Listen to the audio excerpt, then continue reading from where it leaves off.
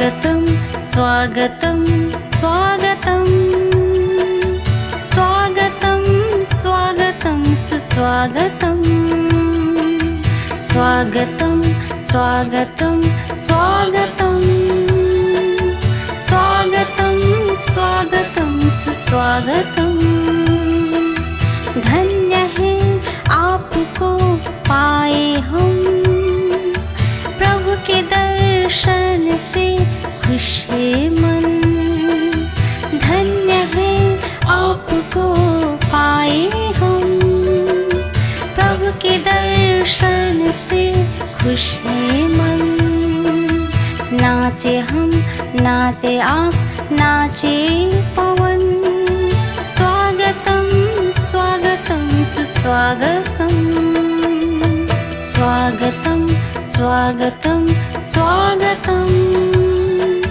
स्वागतं स्वागतं सुस्वागतं स्वागतं स्वागतं सुस्वागतं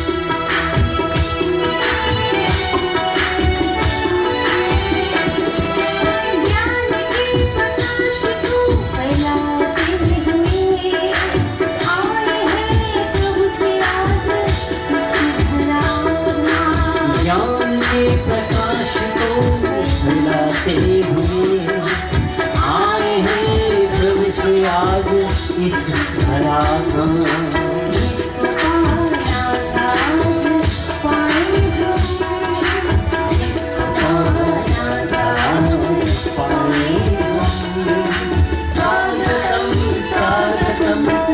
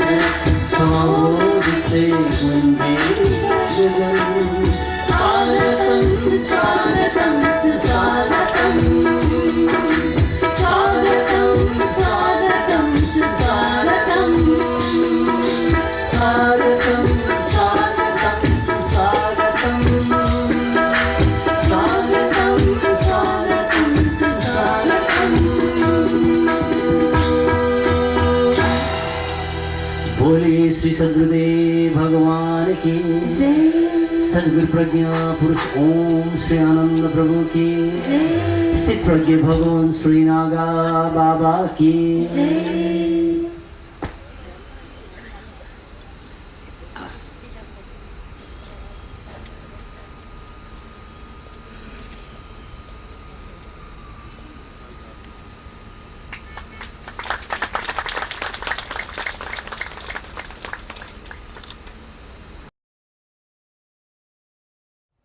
ओम सद्गुरु श्री चरण कमलेभ्यो नमः। यतः सर्वाणि भूतानि प्रतिभान्ति स्थितानि च यत्रैवोपशमं यान्ति तस्मै सत्यात्मने नमः। तस्मै सत्यात्मने नमः। तस्मै सत्यात्मने नमः। हम सबके परम आराध्य स्थित प्रज्ञ भगवान श्री नागा बाबा, घट घट वासी श्री गुरुदेव एवं उपस्थित सभी भाई बहन, आज इस समष्टि का 5वां दिन है।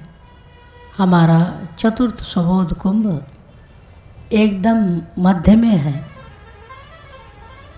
आधा समय हम पूर्ण कर चुके हैं, मेरे पास आधा ही शेष है। और जीवन भी ऐसा ही होता है कि हम तैयारी करते करते ही अपने जीवन के सारे समय को बिता देते हैं। लेकिन बुद्धिमान वही है जो अपनी तैयारी के साथ हर समय पूर्ण है।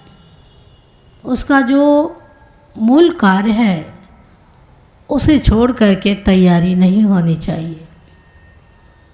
तो हम सब इस समष्टि में यही सीखने के लिए आए हैं और अपने जीवन में मानव का जो परम लक्ष्य है उसकी प्राप्ति का जो विधान हमारे श्री गुरुदेव ने हमको जिस धारा से समझाया है, बताया है, हम उसका कैसे अनुसरण करें ये हमारे ऊपर ही निर्भर है। क्लास में सबको एक संग पढ़ाया जाता है। उसमें कोई बच्चा प्रथम श्रेणी, कोई सेकेंड, कोई थर्ड, कोई फेल भी हो जाते हैं। वो पढ़ाने वाले पर निर्भर नहीं करता। पढ़ाने वाला तो वही होता है, क्लास भी वही होता है। वो तो छात्रों के क्वालिटी पर निर्भर है।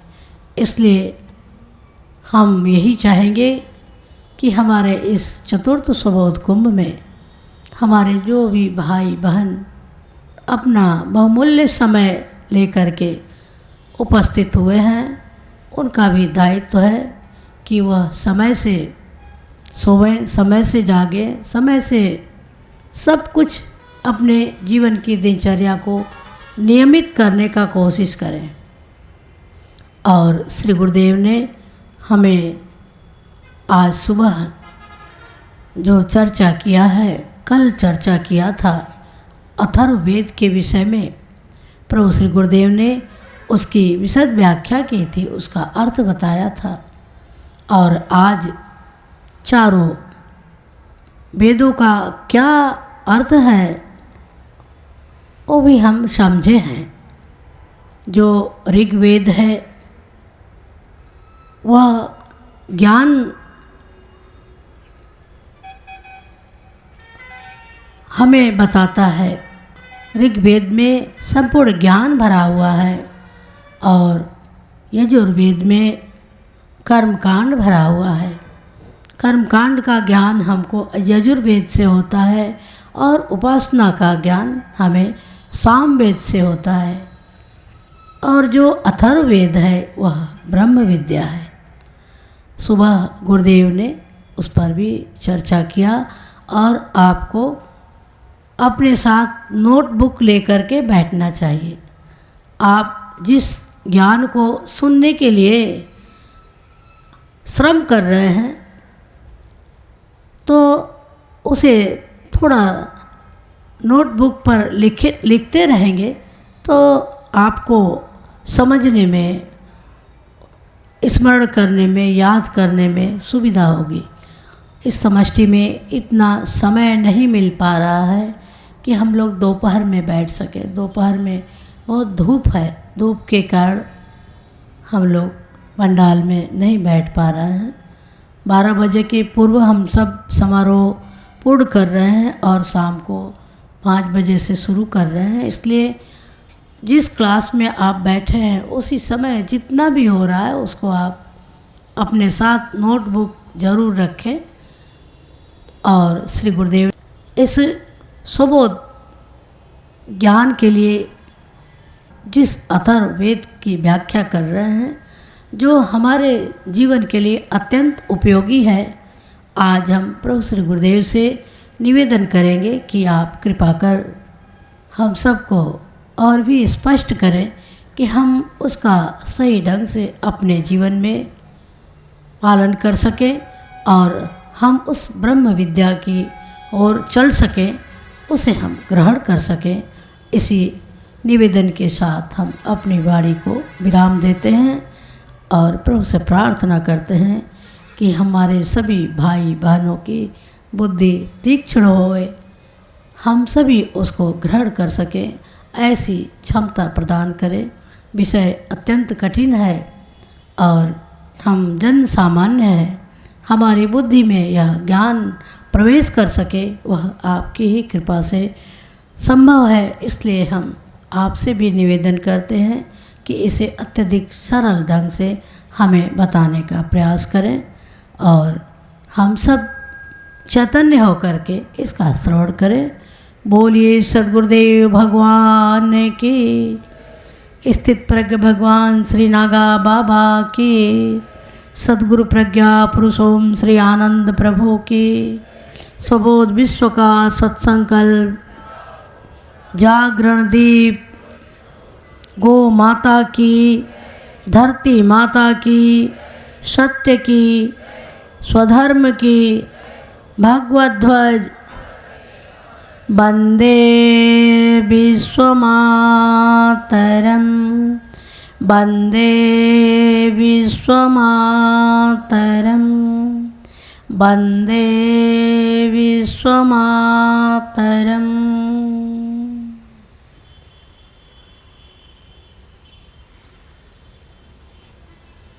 मेरे आत्मीय बंधु, सावधान होइए, सावधान सावधान। एक बहुत पुराना शब्द है, हम लोग जब पीटी करते थे ना तो बोलते हैं कि हम बोलते हैं सावधान, सावधान होइए। देखिए ये शब्द है और शब्द का जो अर्थ है इसमें मिला हुआ है। सावधान माने, सावधान माने नहीं स्पष्ट होता ना। धन अवधान माने सावधान, अवधान माने ध्यान, सावधान माने ध्यान पूर्वक जो हमारी स्थिति है वो सावधान। स्पष्ट होती बात। सावधान का ये अर्थ है। आप सावधान होते हैं, खड़े हो जाते हैं एकदम स्टैंड नहीं इस पोजीशन में। सावधान नहीं होते मेरे बंधु। अवधान आपका कहीं और होता है और आप कहीं और होते हैं, तो कैसे सावधानी होगी। कह रहा हूँ सावधान। माता जी ने कहा कि सरल करके समझाया जाए, और सरल माने और सस्ता करके समझाया जाए, ऐसा ना, सस्ता करके जो आपको पच सके। तो आप कुछ कथा कहानी सुनाऊँ। देखो मेरे प्यारे, इसीलिए वेद कठिन हो गया, पुराण बनाए गए। पुराण इसलिए बना कि हम वेदों को समझ सकें। समझे आप? पुराण बहुत कठिन हो गया ना, स्मृतियाँ बनी, कठिन तो होगा। सब नियम कानून विधान बने, उसको सरल से सरल करने का उपाय होता गया और कठिनाई जो है वो बढ़ती गई और अंत में आप जिसका सरल करने के लिए आपने ये उपाय किया, ये सरलीकरण की प्रक्रिया वहाँ तक चली कि हमारा वेद हमसे छूट गया। सरल हो गया ना, जब वेद छूट गया तो सबसे सरल हो गया। और वेद किसी के पास नहीं, मैं सवेरे कह रहा था ना, किसी के घर में वेद नहीं है मेरे बंधु। है नहीं है? देखा वेद को? नहीं देखा। घूमता रहा वेद को, देखा ही नहीं। कोई बहुत बड़ी मोटी किताब होगी, क्या होगा, एक कल्पना थी। तो भी हम सरल करेंगे, सरल करने का प्रयास करें, लेकिन वेदों को छोड़ के नहीं मेरे बंधु। इसलिए आपसे कहूँगा, शब्दों में, इसकी सरलता में हम आपको न ले जा सकें, और आपसे कहेंगे जो मैं सदैव कहा करता वो ये कि थोड़ा अपना पाचन जो है ऊंचा करिए, है ना। नहीं पच रहा है, थोड़ा पाचन कैसे बढ़ेगा? पाचन शक्ति बढ़नी चाहिए। मानव की पाचन शक्ति बढ़े कि वो हमको ग्रहण कर सके। इसको सस्ता करने के लिए मत सोचो मेरे बंधु, खुद को ऊंचा उठाने की कोशिश करो, खुद को बलवान बनाने की कोशिश करो, तो घी पचेगा ही नहीं। तो भी कोशिश करेंगे, प्रयास करेंगे, क्योंकि ये प्रयास न करें तो आप तक हम पहुँचेंगे कैसे? देखो मैं कोशिश करता हूँ, समझ पाते हो आप कि नहीं? हाथ उठाना, कि न समझ पाए तो बताना, और यदि ये समझें कि ये तो और कठिन हो गया तो भी बताना। तो थोड़ी चर्चा हम आपसे कर देते हैं। हमारे 4 वेद है ना, नाम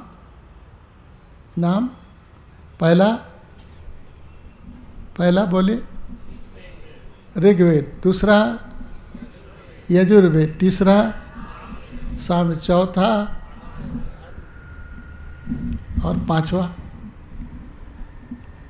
से सारा वेद ही तो है मेरे बंधु, है ना। देखो उसकी सारी कथाएं वेदों के सत्य को ही बताने के लिए हैं।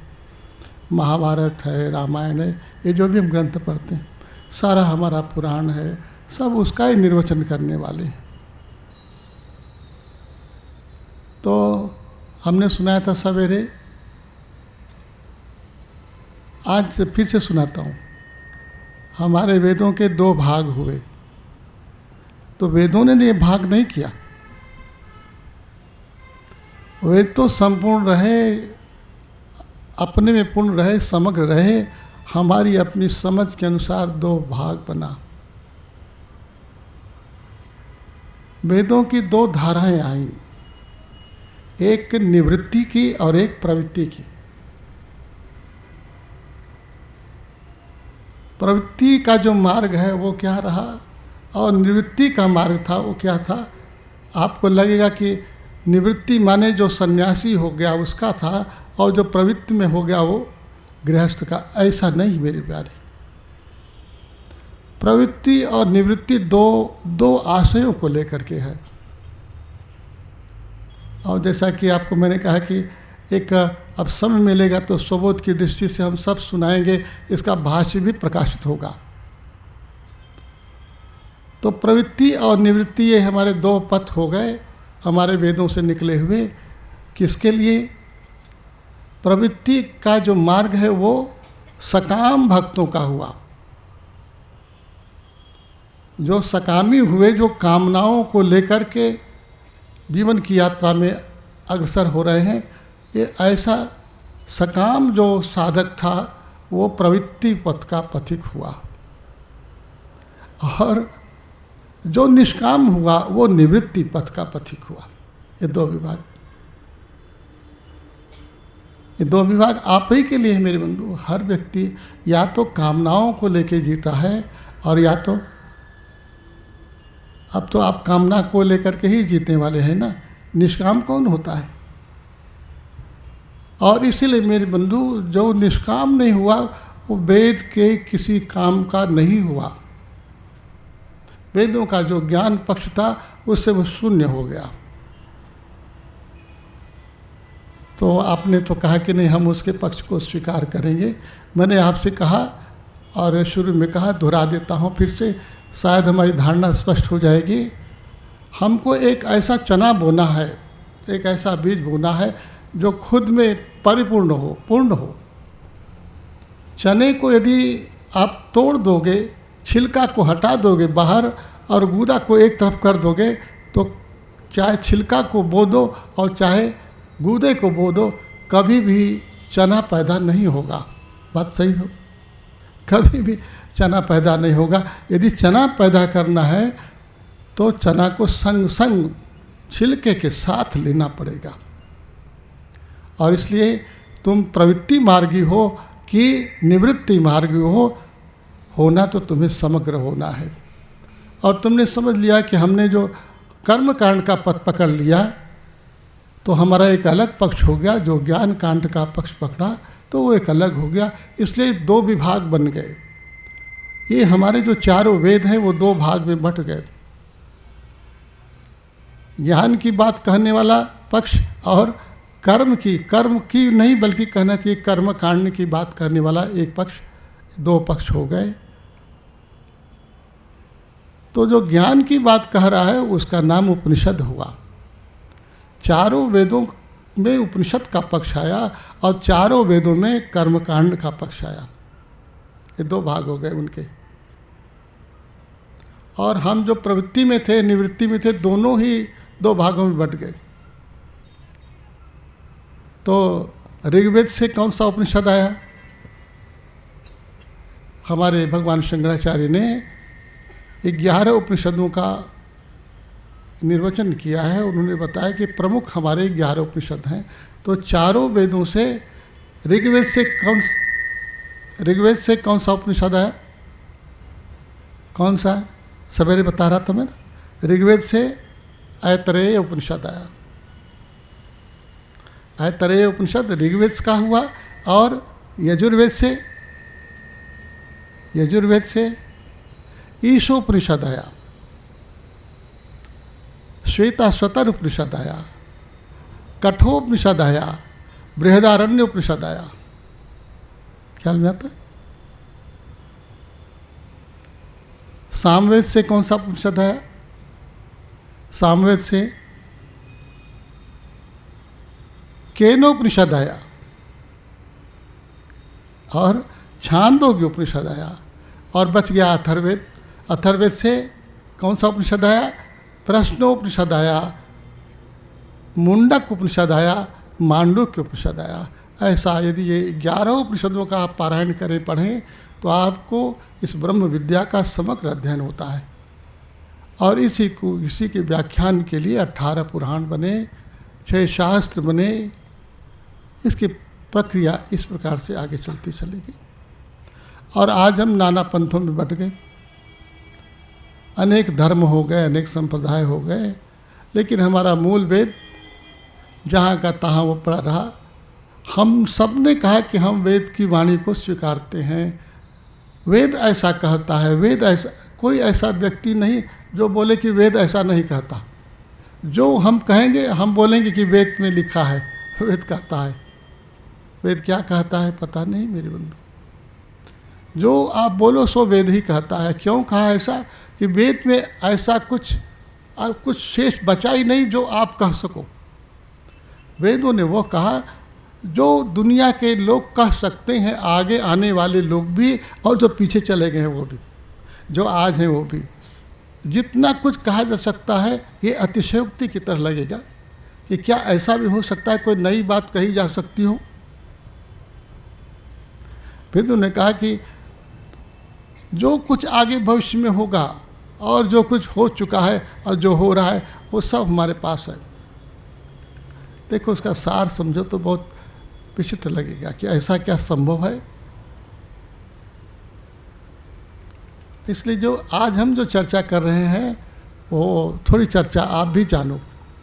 हमारा जो अथर्ववेद है कैसे विज्ञान को बता रहा है, और अथर्ववेद कैसे जो है हमारे आत्मविज्ञान को बताता है। विज्ञान की दो धाराएं हो गई, वो शुरू की धारा को छोड़ो, अभी जो बता रहा हूँ अथर्ववेद ने कहा कि दो धाराएं स्वीकार करो।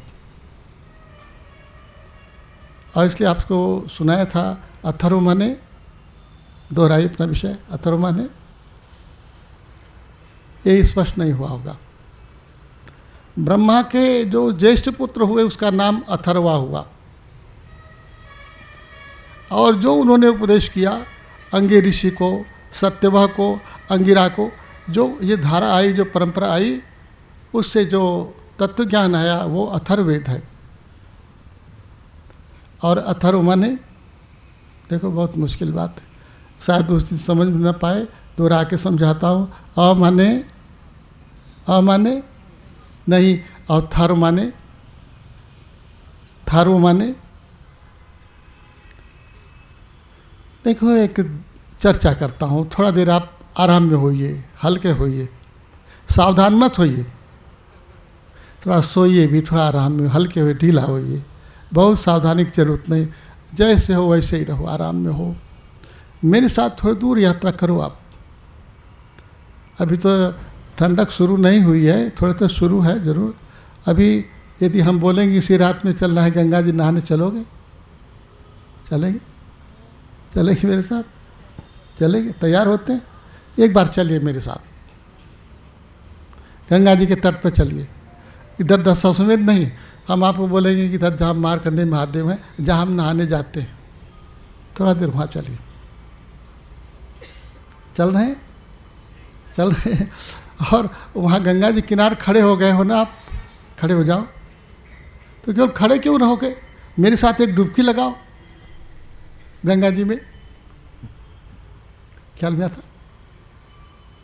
सर बाहर निकालो, फिर बोलता हूँ दोबारा डुबकी लगाओ, 3 बार, कम से कम 3 डुबकी तो लगाओ, है ना? हो गया? आप बाहर सर निकालो। और मैं पूछता हूँ, उसी गंगा जी में 3 बार डुबकी लगाए हो? बोलो। जिस गंगा जी में पहले बार डुबकी लगाया और दूसरे बार डुबकी लगाया, तीसरे बार डुबकी लगाया, गंगा वही थी, उसी गंगा में। बोलो ना, देखो, सोचो, विचार करो। हम तो अथर्व समझाना चाहते हैं ना, हमारा वेद जो है वो क्या बोल रहा है। देखो बड़ी विचित्र बात है, ऐसा अद्भुत तत्व ज्ञान है कि ऐसे अद्भुत हीरे को, रतन को हम छोड़ के कहाँ कहाँ घूमते रहे, व्याकुल होते रहे, परेशान होते रहे। तो जो गंगा बह रही है, ये गंगा कितनी पुरानी है बताओ? गंगा पहले थी ना, गंगा कितनी पुरानी? गंगा कौन लाया था, ख्याल में आ रहा? भगीरथ लाए थे ना गंगा को। गंगा उतनी पुरानी है। और आप कहते हो गंगा जी में नहाए, तो दूसरी डुबकी कहाँ लगाए होगा आप? तीसरी डुबकी कहाँ लगी है? चौथी डुबकी कहाँ लगी है? और नहाओ, आज नहाए हो, कल फिर नहाना उसी गंगा में जो भगीरथ ले आए थे। जिस गंगा को भगीरथ लाए थे, उसी गंगा में हम सब लोग, हमारे बाप दादे सब लोग नहा रहे हैं क्या? सब लोग नहाए हैं वही ना, हम भी वही नहाए हैं। गंगा वही है ना?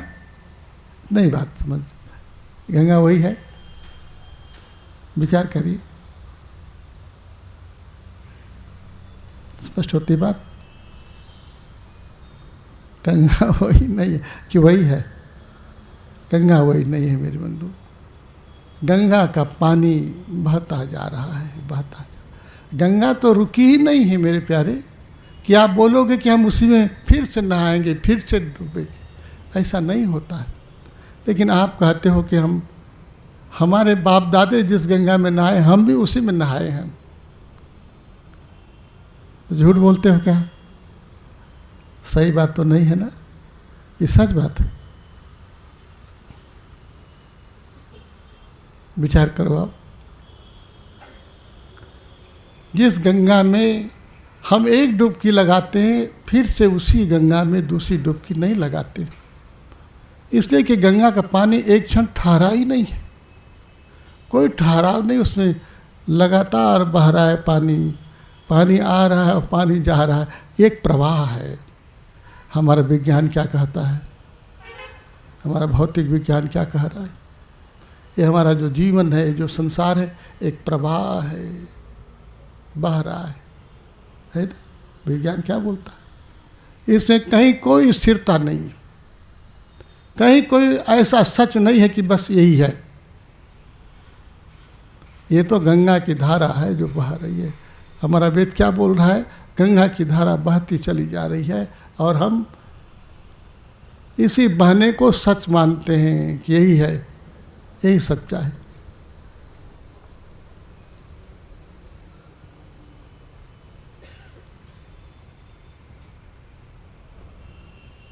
हमारा ऋषि क्या दिखाना चाहता है, जो आप देखो, ध्यान से समझो मेरी बात, जो आप खड़े हो गंगा के तट पर, गंगा की धार बहती जाती है ना, गंगा का पानी बहता जाता है और तट देखो, उसका जो किनारा है, जहाँ तुम खड़े हो, जहाँ गंगा को देख रहे हो, तो कहते हो कि गंगा तो बहती जा रही है, लेकिन उसका किनारा एक दूसरा सच है। एक वो सच है कि गंगा बहती जा रही है, ये संसार ऐसा बदलता जा रहा है, बहता जा रहा है, और एक दूसरा किनारा है जहाँ हमारा ऋषि खड़ा है, कह रहा कि मैं देख रहा हूँ कि पानी बह रहा है, लेकिन मैं तो नहीं बह रहा, तट तो नहीं बहता है, किनारे तो बहते नहीं हैं, किनारों को पकड़ करके धारा बहती रहती है। तो मेरे बंधु, ये सच्चा है कि ये सच्चा? आप जो कहते हो कि मैंने गंगा जी में फिर से मैं उसी गंगा में नहाया हूँ, क्यों कहते हो? उसमें एक सच्चाई है, क्योंकि किनारा नहीं बहा, किनारा तो वही था, मार्कंडेय जी वही हैं, दशाश्वमेध वही है, घाट नहीं बदले मेरे बंधु, धारा तो बदलती गई, पानी बदलता गया, लेकिन जो घाट था, जो किनारा था, वो बदला नहीं। एक सच्चा हो जो हमारा विज्ञान दिखा रहा है हमको, एक सच्चाई है वो। अब आप इसको मानते हो कि ये हमारा जो ऋषि बोल रहा है इसको मानते हो, ये निर्णय करना आपके हाथ में है। हमारा ऋषि बोलता है कि मैं देख रहा हूँ कि धारा बहती जा रही है, लेकिन मैं नहीं बदलता। हमारा अथर्ववेद कहता है, अथर्वा ऋषि बोलता है, अथर्व माने ये जो थर्व है, ये जो गति है ना, ये विज्ञान, लेकिन मैं अथर्व हूँ। अथर्व माने मैं स्थिर हूँ, मैं स्थिति में हूँ, ये गति में है और मैं स्थिति में हूँ। स्थिति के आधार पर ये गतिमान है, ये धारा गतिमान है। दो सत्य हुआ, ख्याल करो, एक सत्य ऋषि का हुआ और दूसरा सत्य हमारे संसार का हुआ। संसार की व्याख्या करने वाला हमारा विज्ञान है, और इस विज्ञान को जानने वाला, समझने वाला हमारा ऋषि है कि तुम बहते जा रहे हो, लेकिन मैं नहीं बह रहा, मैं नहीं बहता। एक तट वाला सच है और एक धार वाला सच है और एक आधार का सच है। देखो, ख्याल करो, तट माने, देखो बताओ, तट माने, तट की धारा के कितने तट होंगे? इस पार और तट दो होंगे,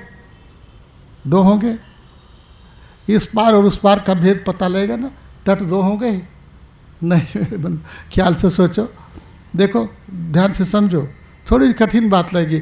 तट दिख रहा है कि उस पार है और इस पार है, और धीरे से उसको नीचे ले आओ, दोनों तटों का मिलन होता है कि नहीं?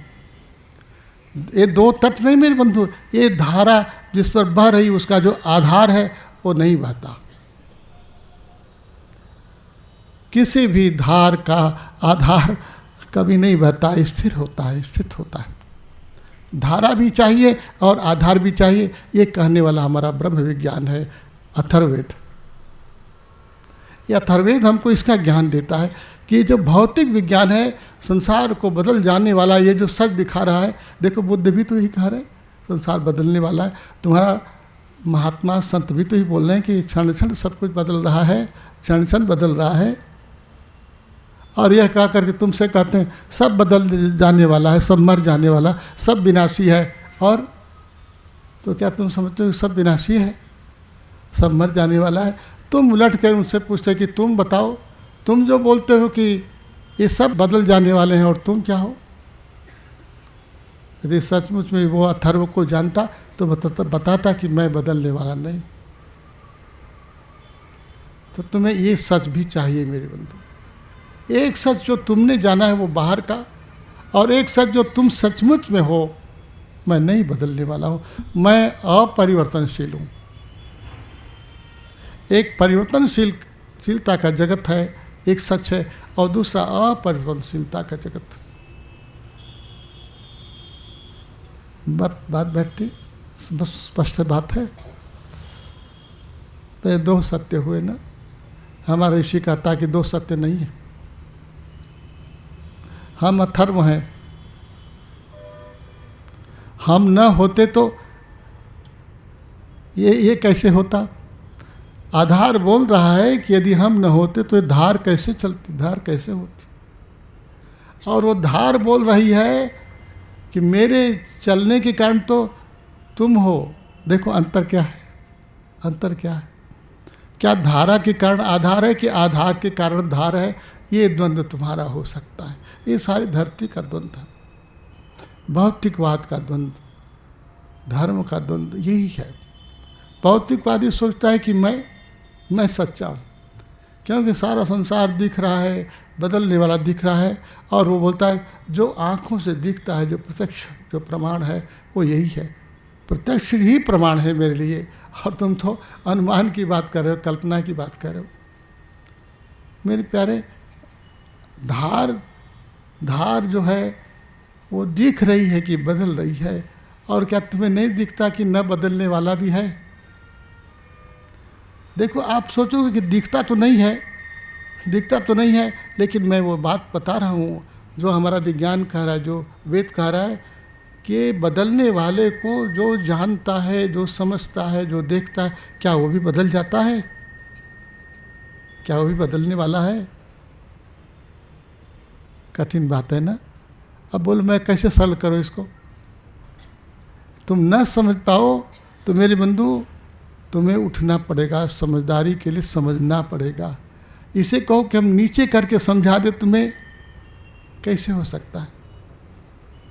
अपनी बुद्धि को थोड़ा तो ऊंचा करो, और नहीं ऊंचा करोगे तुम्हारे शरीर में मांस, मदिरा, क्या क्या बोलो अपना शरीर, और तुम्हारी बुद्धि कुंद हो जाए तो मैं क्या करूं? बोलो। तुम यदि अंडा, प्याज, लहसुन, प्याज खाने का तुम्हारा अभ्यास है और बुद्धि में प्रकाश नहीं है कि तुम सत्य को समझ सको, तो मैं क्या करूं? बोलो। ऋषि क्या करेगा मेरे बंधु? आप सिद्ध करने के लिए लगे हो कि हम जो चाहे सो खाओ ना, लेकिन तुम्हें ये तत्व ज्ञान पता नहीं लगेगा। जिसकी बुद्धि सूक्ष्म नहीं होगी, बुद्धि में बात पता नहीं लगेगी मेरे बंधु। बुद्धि को सूक्ष्म करने के लिए ये विज्ञान है। ये मत जानो कि इससे धर्म का कुछ बिगड़ जाता है। तुम्हारा मन के जो सो खाओ, धर्म ने तुमको कभी भी मना नहीं किया है। अब मना किया है तो इसीलिए कि तुम बुद्धिमान बनो, तुम ऊंचे उठो। आप कहते हो कि मैं उठना ही नहीं चाहता, मुझे रहूँगा यहीं, जो बताना हो सो बताओ। तो मैं हाथ जोड़ूंगा ना कि मैं बता नहीं सकता।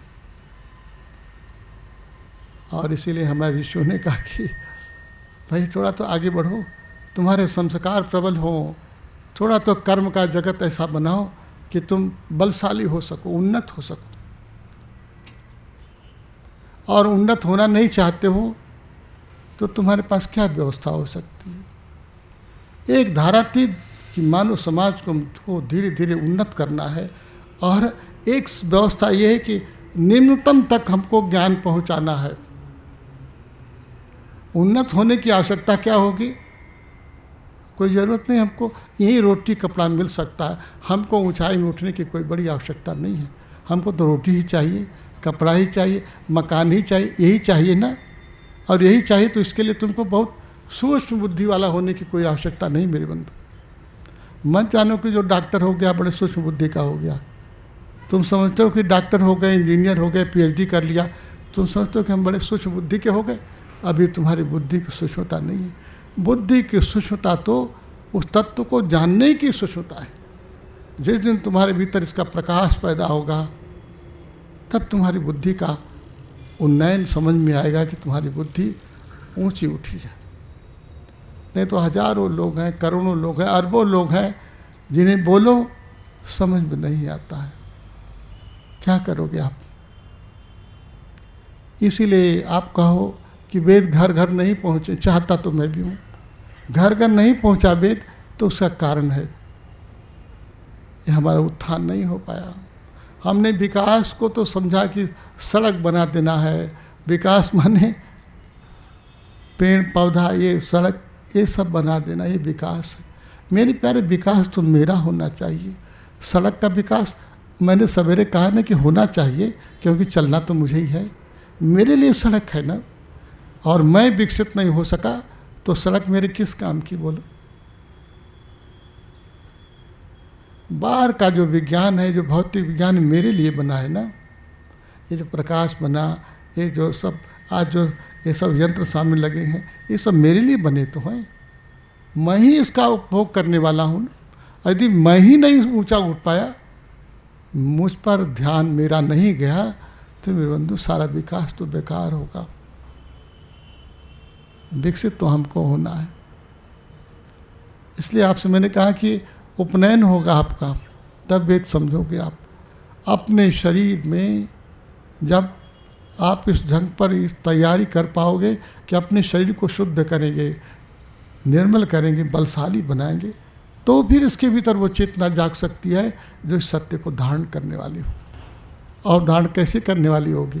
देखो, मैं थोड़ी सूक्ष्म बात कहने जा रहा हूँ, पकड़ो मेरी बात। ये जो आधार है वो नहीं बदलने वाला है ना, अपरिवर्तनशील है ना।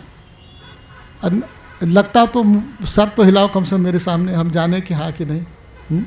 ये जो आधार है, जो किनारा है, जो तट है, वो नहीं बदलने वाला, यही ना। और जो धारा है ये बदलने वाली। दो सच हुआ ना, दो हुआ है ना। धारा बदलने वाली है और आधार नहीं बदलने वाला। अब बताओ, धारा बदलने वाली है ना, धारा बदलने वाली है, ये तो नहीं बदलेगी। देखो मेरी बात सुनो, धारा बदलने वाली है ना, ये सच है ना, स्थिर है, स्थिर सच है। देखो आप बोलो, सच सच बोलो ना, आप बोलो। मेरा कहने का क्या मतलब है, धारा बदल जाने वाली है ना। धारा का नाम ही जो बदलता रहे, तो जो बदलता रहे इसका मतलब है कि ये तो कभी नहीं बदलेगा ना। नहीं मेरी बात बोलो। आप ही कह रहे हो कि ये धारा जो है वो नहीं बदलने वाली है, तो जो नहीं बदलने वाला ये ज्ञान है, ये सिद्धांत है, वो तो स्थिर हुआ ना, स्थिर हुआ ना, अपरिवर्तनशील हुआ कि नहीं? ये परिवर्तनशील संसार ऐसा ही रहेगा, परिवर्तित ही होता रहेगा। इसका मतलब कि परिवर्तन कभी भी परिवर्तित नहीं होगा, तो स्थिर ही होगा ना। नहीं समझे मेरी बात? नहीं समझ पाए? सोचो, जो देखो आज अथर्ववेद तो पूरा कर देना है मुझे। देखो ख्याल करो, इसका अर्थ तो समझ लो मेरे प्यारे। ये धारा जो है वो बदलने वाली है, कभी नहीं बदलेगी। इसका मतलब है कि ये अपरिवर्तनशील है। तो मैंने तो कहा है कि जो आधार है वो अपरिवर्तनशील है, और ये धारा भी अपरिवर्तनशील ही है मेरे बंधु। नहीं समझे ना? समझ पाए? ऐसा सर हिलाते हो, नहीं सर नहीं समझे। समझोगे तो मेरी बात आगे समझ में आएगी। नहीं समझ, मेहनत करो, श्रम करो मेरे साथ साथ। समझ पाते हैं? शब्दों की दुनिया में मत जाओ, समझो इसको कि क्या कहने का आशय।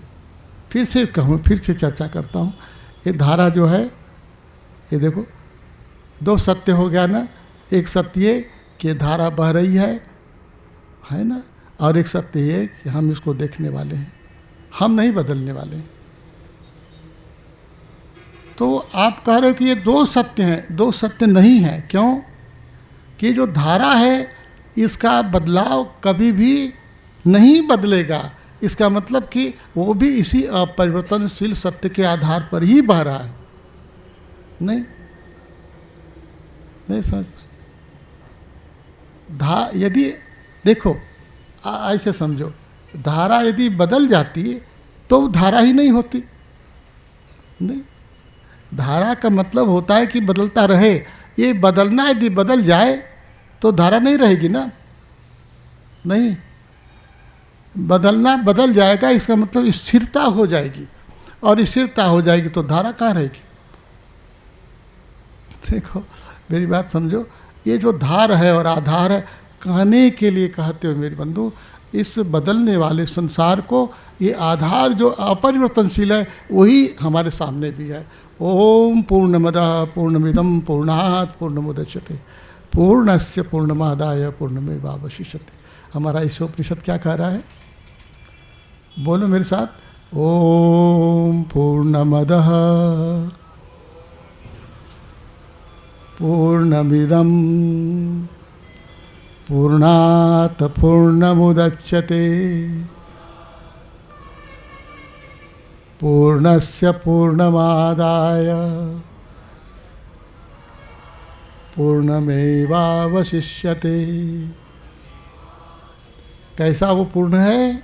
देखो ऐसा पूर्ण है, पूर्णस्य पूर्णमादाय। देखो यदि उस पूर्ण में से पूर्ण को निकाल लो तो क्या बचेगा? देखो ख्याल करो, कैसा ऋषि बोल रहे हैं, कैसे अद्भुत बात है, रहस्यवाद है, बूझने की तरह है, पहले की तरह है। ओम पूर्णमदः, वो कैसा है? पूर्ण है। पूर्णमिदं, यह भी पूर्ण है। ऐसे समझो आप, वो भी पूर्ण है और ये भी पूर्ण है।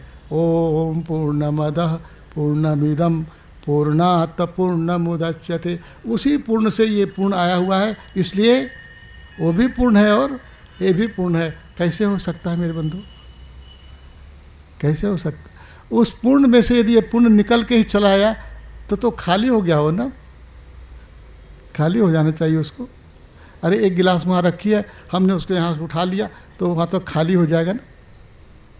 नहीं, वो कह रहे हैं कि वहाँ भी रहेगा, निकाल लोगे उसको भी, ये भी पूरा पूरा निकल आएगा और वो भी पूरा पूरा रह जाएगा। ऐसा कैसे होगा?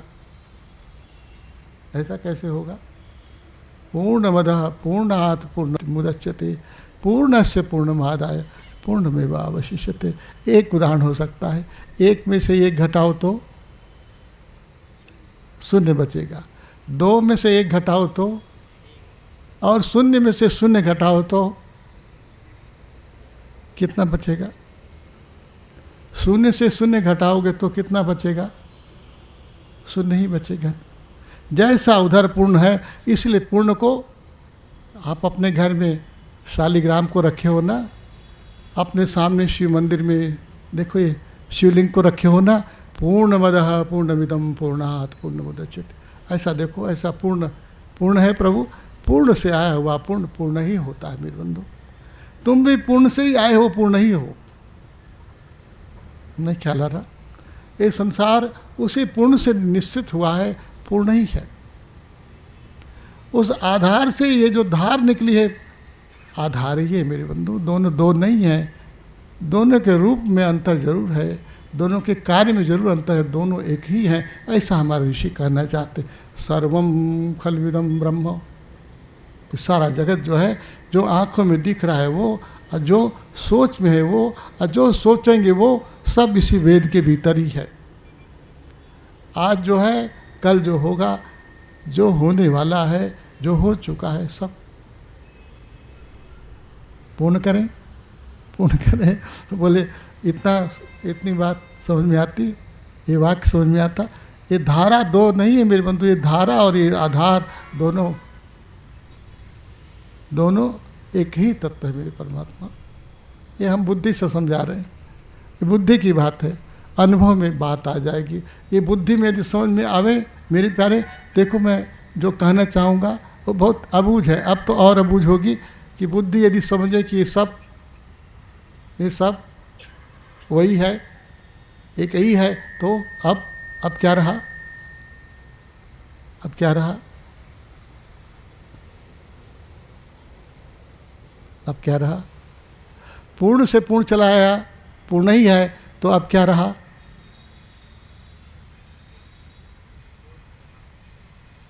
अब क्या रहा?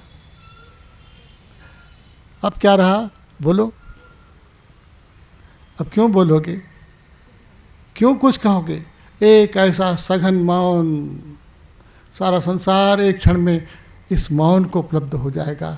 वो मौन जो वाणी को बंद करके मौन होना है और जो इंद्रियों को दबा करके मौन होना है, ये वो मौन नहीं है मेरे बंधु। मौन तो यही समझोगे, जानोगे तो जो मौन आएगा, जीवन तुम्हारा इसी मौन से प्रारंभ होगा। इसी मौन से तुम्हारे जो गंगा बहेगी जीवन की, उसमें मौन ही समाये रहेगा और आप काम से, क्रोध से, लोभ से, मोह से मुक्त हो जाओगे। नहीं समझे, ख्याल करो मेरे बंधु, ये जीवन का विज्ञान है। हमारा अथर्व ऋषि कह रहा है कि दोनों को जानो, परा च अपराम च द्वे विद्ये वेदितव्ये। ये दो विद्या है, परा और अपरा, ये दोनों को जानो। परा विद्या तुम्हें इस यहाँ ले आएगी, इस मौन के पास ले आएगी, और अपरा विद्या तुम्हें मौन में घूमने की बुद्धि देगी। दोनों की जरूरत है। ये नहीं कहने जा रहा हूँ कि तुम परा में ही रहो, अपरा में न जाओ। ये तो दोनों हमारी विद्या है। जो आधार है वही धार है मेरे बंधु, वही इस संसार में भी हुआ है, और इसलिए उसको भी जीना सीखो, और इस जीने के पार जो जीवन है उसको भी जीना सीखो। दोनों को एक संग जीने की जो बुद्धि है वो स्वबोध की बुद्धि है।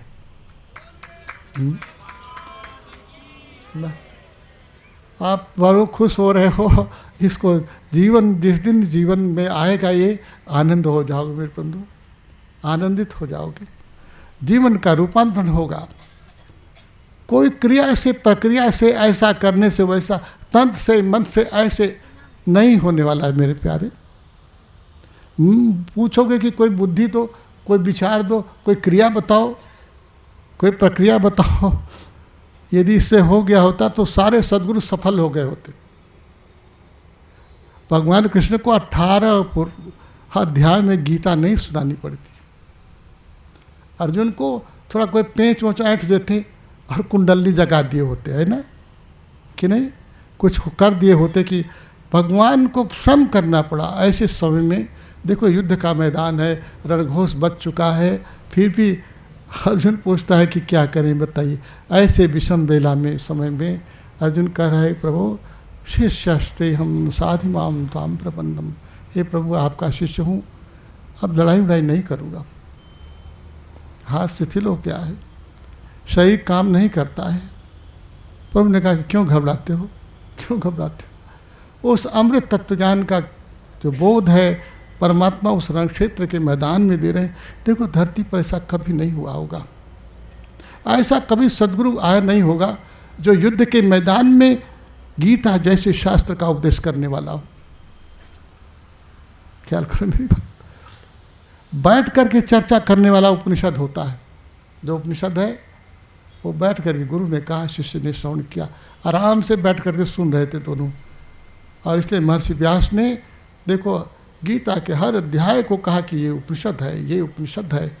जबकि युद्ध के मैदान में खड़े हैं गुरु और शिष्य दोनों, और आप जो स्तुति करते हो गुरु रुगरी ज्ञान के ही परम गुरु, आप गुरुओं के परम गुरु हो। युद्ध के मैदान में जो सत्य को सुना सकता है, बता सकता है, माम स्मरण युद्ध च, मेरा स्मरण भी करो और युद्ध भी करो, ऐसी घोषणा करने वाला जगतगुरु कहाँ हो सकेगा मेरे बंधु। वो जगतगुरु की वंदना करो आप। कृष्णम वंदे जगतगुरुम। ऐसे जो हमारे भगवान, हमारे अवतार इस धरती पर आए, हम आज भूल गए मेरे बंधु। आज 5000 वर्ष बीत गया, हम याद नहीं कर सके, नहीं तो भारत क्यों गुलाम होता। हम इस गुलामी में क्यों होते, इस मन की गुलामी में हम क्यों होते। भगवान का संदेश यदि हमारे पास आया होता तो मन की गुलामी से मुक्त हो गए होते। होना चाहते हो ना? मन की गुलामी से मुक्त हो मेरे बंधु। तुम्हारा मन बोलता है कि धार अलग है, आधार अलग है। अपने मन को समझाओ, धार के बिना आधार नहीं और आधार के बिना धार भी नहीं, ये दोनों एक ही संग है मेरे प्यारे। हमारा चना जो है पूरा पूरा है, तुम इसको टुकड़ा टुकड़ा करो, तुम्हारी बुद्धि है। छिलके को अलग करना तुम चाहते हो, गूदे को अलग करना तुम चाहते हो, दोनों तो एक ही संग है ना। एक संग, इसका आनंद लो। संसार ऐसा है। फिर चर्चा करें, फिर और अधिक तो आप थक जाओगे, शायद बुद्धि के पार बात समझ जाए। आप बोलोगे, कहते भी हो कि आप जो भी बोलते हो सब इसके पार जाती है। देखो इसके पार जाती, मैं खुद तुमको इसके पार ले जाना चाहता हूँ। यहाँ तक तो बुद्धि है मेरे प्रभु, यहाँ तक बुद्धि है। तुम बुद्धि के पार जाओ, मैं चाहता हूँ। कहते हो कि तो सब बुद्धि के पार जा रहा है, मेरे समझ में नहीं आ रहा।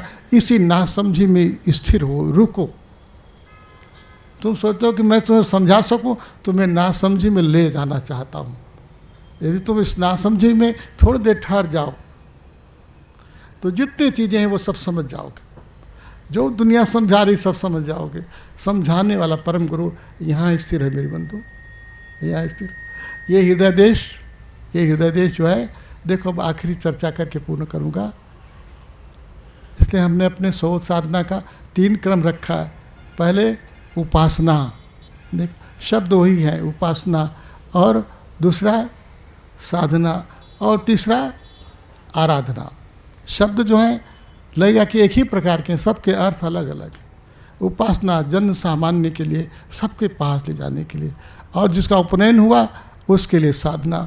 और आराधना, अभी तो आप इसके पात्र नहीं हुए, आपके भीतर जिज्ञासा नहीं आई। अभी तो आप एक पहला हृदय देखो यहाँ है। कहाँ देख रहे हो मुझे? एक हृदय यहाँ है नाभि में। ये जो हृदय है ये सामान्य जन का हृदय है। तुम कभी अभी तो उठते नहीं ऊपर, यहाँ नीचे रहो तो नीचे, और इस नाभि के नीचे जाना चाहते हो। ख्याल करो, पशु नाभि से नीचे जीता है, अब लगभग कभी कभी नाभि में रहता है। जो लोग यहाँ जी रहे हैं सब पशु हैं मेरे बंधु।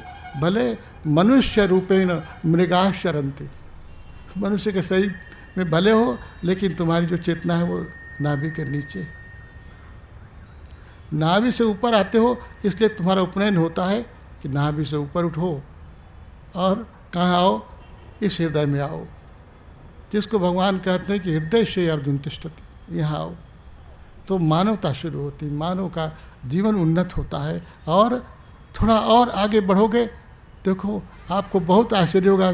मुझे देखते हो ना, मैं यहाँ बैठा हूँ, देखते हो, देखो मैं बैठा हूँ, और आपको बहुत आश्चर्य होगा। देखो ये सारे ध्यान शरीर के भीतर के हैं। और जब उस हृदय के पास पहुँचोगे, अभी जो आराधना का हृदय है, इस शरीर के बाहर तुम होगे, शरीर तुम्हारे भीतर होगा। नहीं समझ पाते?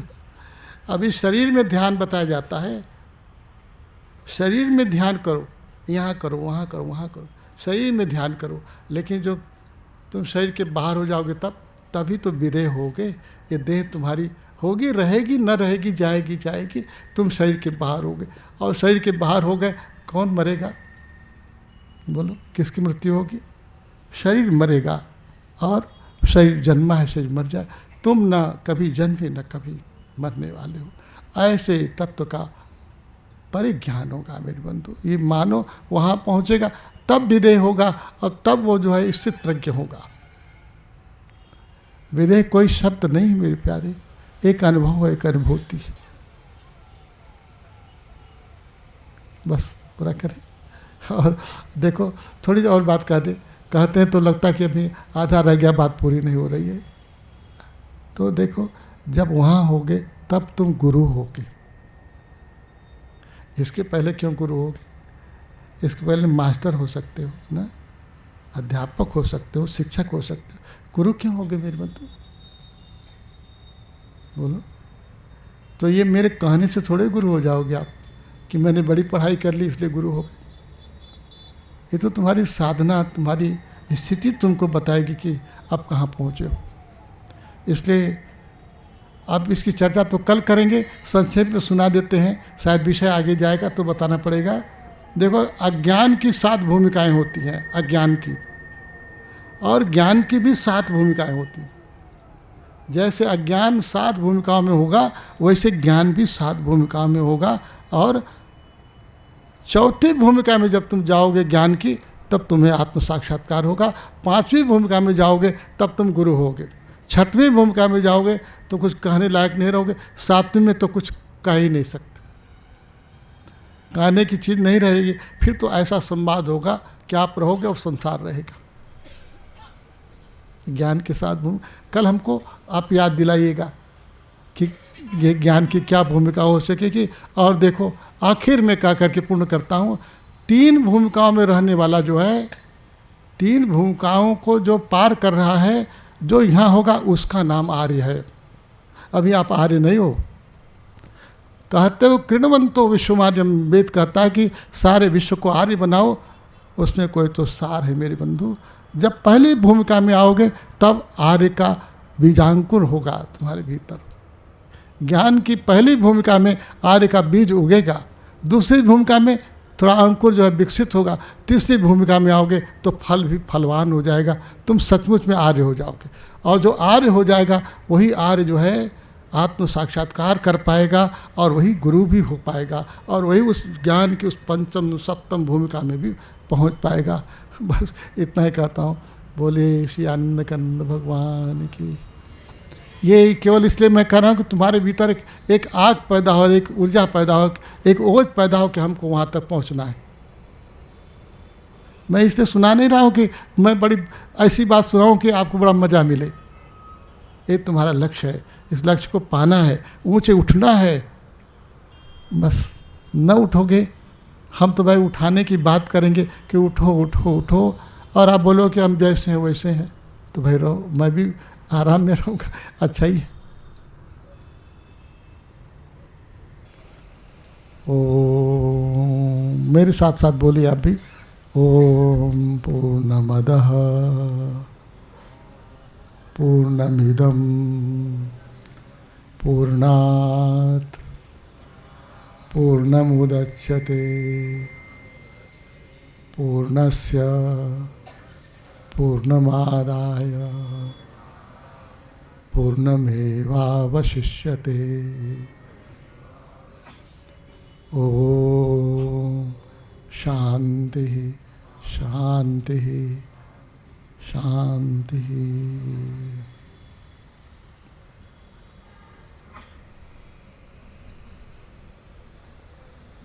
अच्छा, 6वां दिन है।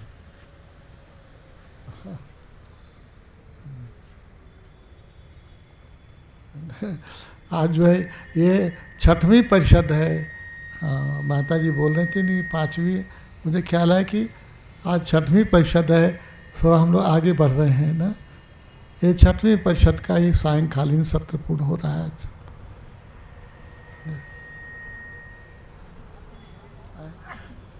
हाँ, माता जी ने कहा कि मध्य में है, मध्य में तो है ही, और मध्य में ठीक मध्य में है। अभी शाम हो रही तो मध्य में। हाँ, 5 पीछे बीत गया, 5 आगे आने वाला है। बीच में हम मानो है ना, बीच ही में इधर जाएंगे कि उधर जाएंगे, निर्णय आपको करना। बोले श्री सद्गुरुदेव भगवान की, श्री सद्गुरुदेव भगवान की, सद्गुरु प्रज्ञा पुरुष ओम श्री आनंद प्रभु की, आनंद कंद भगवान की। स्थित प्रज्ञ महान की शुभ आरती करिए। स्थित प्रज्ञ महान की शुभ आरती करिए। दीनबंधु भगवान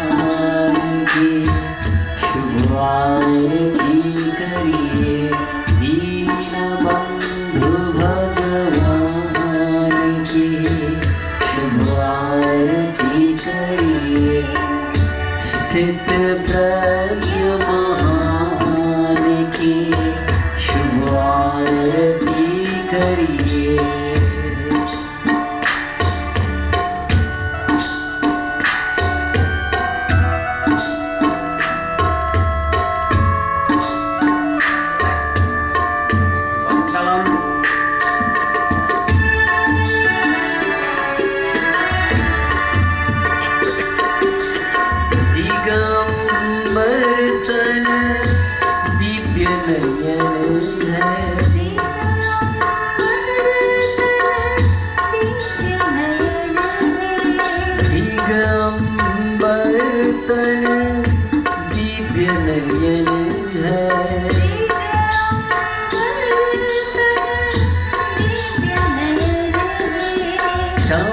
चम चमके जैसे रतन है,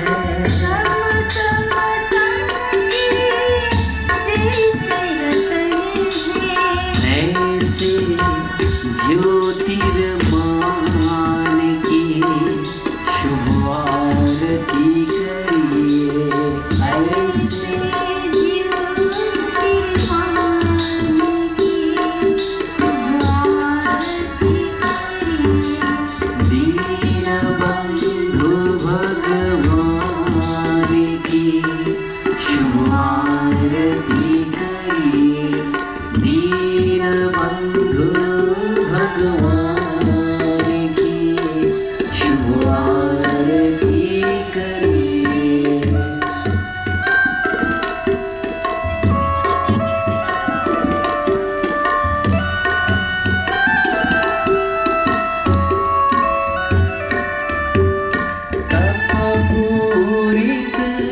ऐसे गात मनोहर,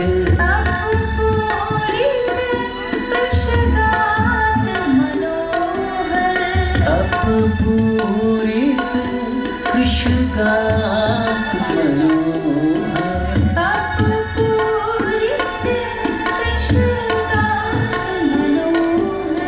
सर्वतीर्थमय पावन सुंदर,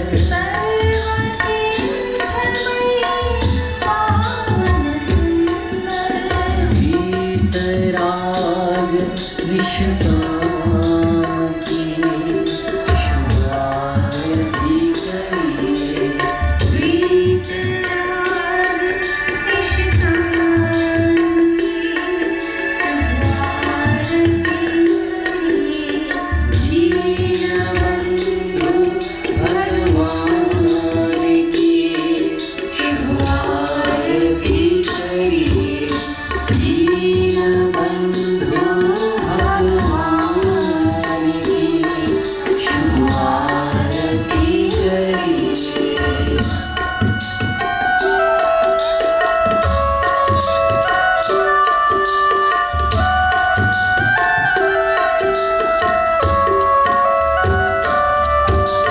भूमि शयन रुख सुख व्यंजन है,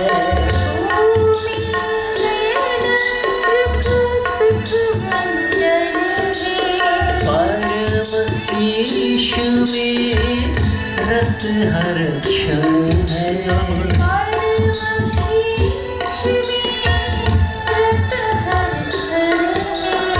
ऐसे संत सुजान की शुभ आरती करिए।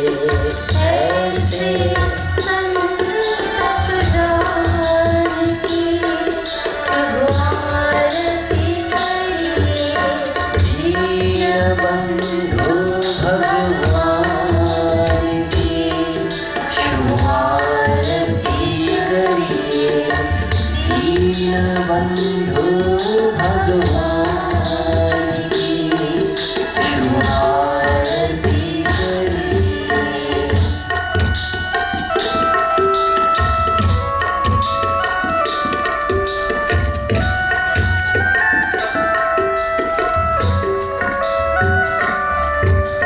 देह भाव से विस्मृत यतीवर,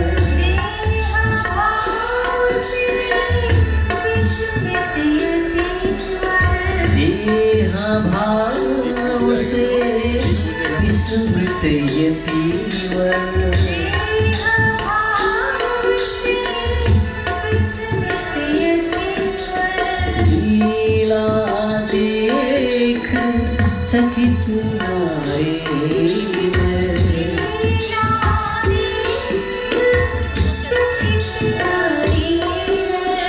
ऐसे आलख अनाम की शुभ आरती करिए।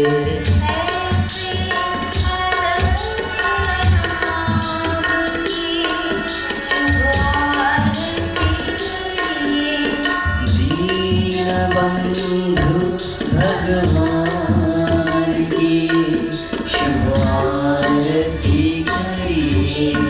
दीन बंधु भगवान की शुभ आरती करिए।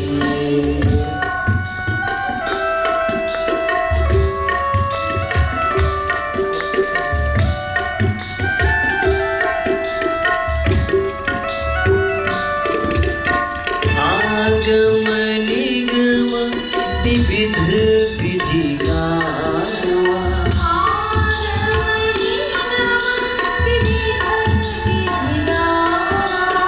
आगम निगम विविध विधि गावा।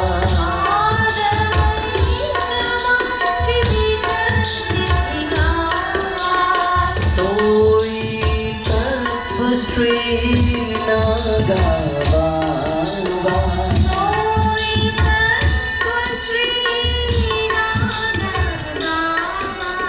ऐसे ब्रह्म समान की शुभ आरती करिए।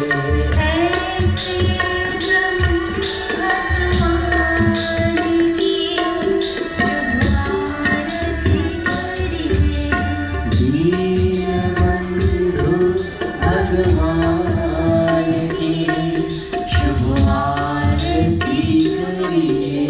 दीनबंधु भगवान की शुभ आरती करिए।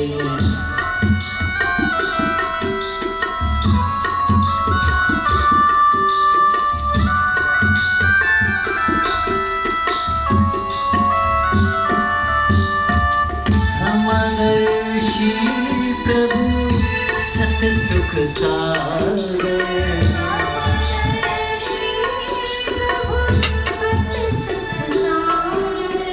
समदर्शी प्रभु सत सुख सागर।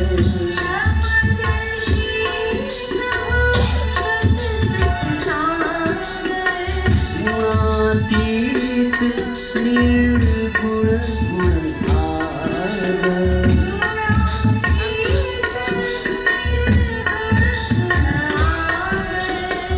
मूर्तिमान गुणगान की शुभ आरती करिए।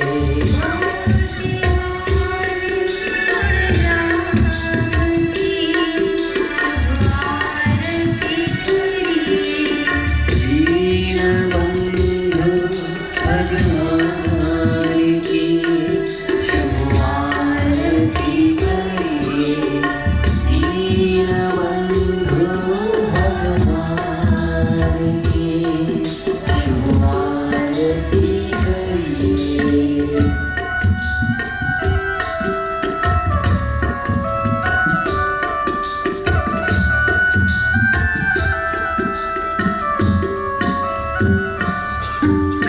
जाति पंथ जहाँ एक हो नहीं।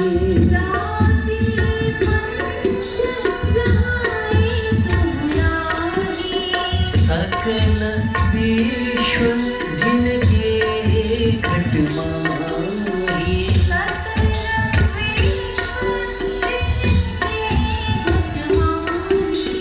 ऐसे धर्म निधान की शुभ आरती करिए।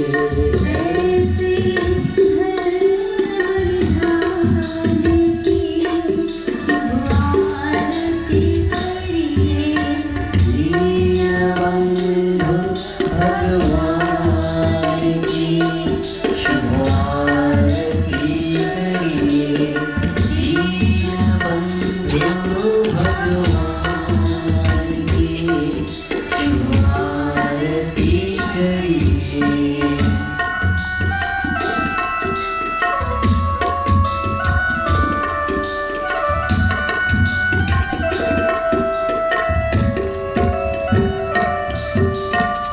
पूजा पाठ ध्यान से करते,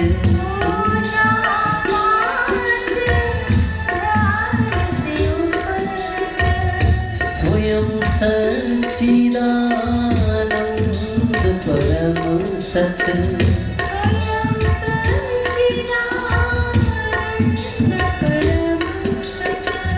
ऐसे आत्मा की शुभ आरती करिए। ऐसे आत्मा की शुभ आरती करिए। दीनबंधु भगवान की शुभ आरती करिए। दीनबंधु भगवान की शुभ आरती करिए।